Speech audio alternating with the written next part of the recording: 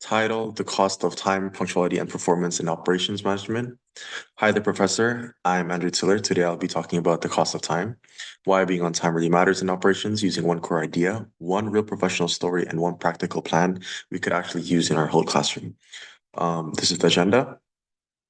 First of all, what is punctuality in operations? It's very simple. Starting shifts, meetings, or production exactly when we say we will. In class, we learned about the five key performance objectives: cost, quality, speed, dependability, and flexibility. Punctuality ties directly to dependability. We could say it's about being reliable and delivering on promises without delays.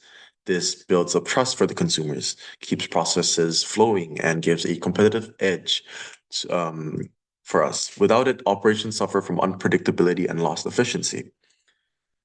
And now we can see the real cost of lateness. Research shows that even small delays add up fast. A Harvard Business School study of 25 million employee shifts found that just simply 1% increase in tardiness leads to a substantial 2 to 3% drop in daily sales because of the ripple effect. Other team members have to cover the morale drops, and customers notice these delays. To see this in real life, I interviewed a friend of mine here. His name is Darren Zul. He's a insurance sales agent affiliated in Alliance Agency. And we have Andres Barnabas. He is actually learning the ropes to insurance, so I welcome him in to join with us. Darren claimed that insurance, your first meeting with a client is everything. Darren said if you walk in even 5 or 10 minutes late, you've already pretty much lost ground with your client.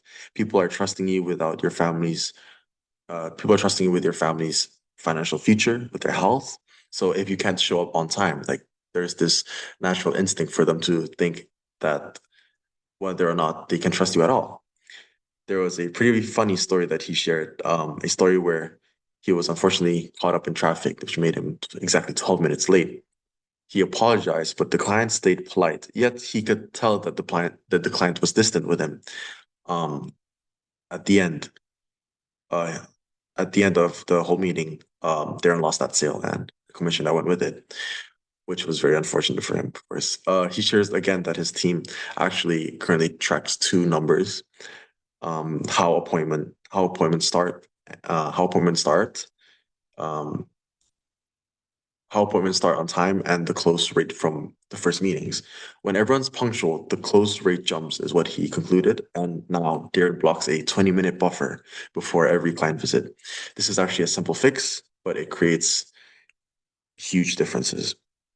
Now we'll be bringing it into our whole classroom. Yep. Bringing it into our whole classroom, we could say that we are a service operation. We students are like co-producers. If half of the class trickles in late for a simulation or group discussion, the activity gets shortened, groups are uneven, and everyone learns less, even in a lecture, like how doors are opening and closing, bags are dropping. This kills concentration for people, especially those that came in on time. When a guest speaker or a real client is here, students arrive late. This is a very bad look and unprofessional and hurts Holt's reputation. So I've gathered a realistic plan that works within Holt's 10-minute rule. First of all, it's to give one extra participation point to everyone seated and ready when class starts. This creates positive incentive, no punishment. Start every session with a quick 4 to 5 minute activity. You could do like poll questions, case questions, or even like Kahoot to make things fun. Latecomers miss but can quietly catch up on. Um, this solution of mine, I thought like this would work because people respond way better to rewards than penalties. This opinion of mine is also backed up by research. It's also adding up that missing the opening activity creates gentle social pressure without really breaking any rules. What exactly are the results to this? More students on time, fewer interruptions, better discussions, and a more professional vibe for everyone, including the guest speakers. So my last reflection as a future professional, hopefully in the space of operations management, is that this project really reminded me that timeliness is a measurable KPI. Whether I personally struggle with being on time or not, my job will be to spot gaps like tracking late arrivals and understanding the ripple cost for things such as lost learning, lost sales, lost trust. Other than that, this also designs a small process changes that actually sticks. We can give a takeaway. We can get a takeaway from Darren's 20-minute buffer or our presentation idea points. Those are sorts of the insights that I'm taking forward.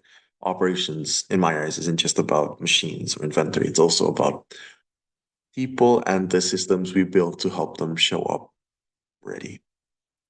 That's pretty much all for my presentation. Thank you so much for listening.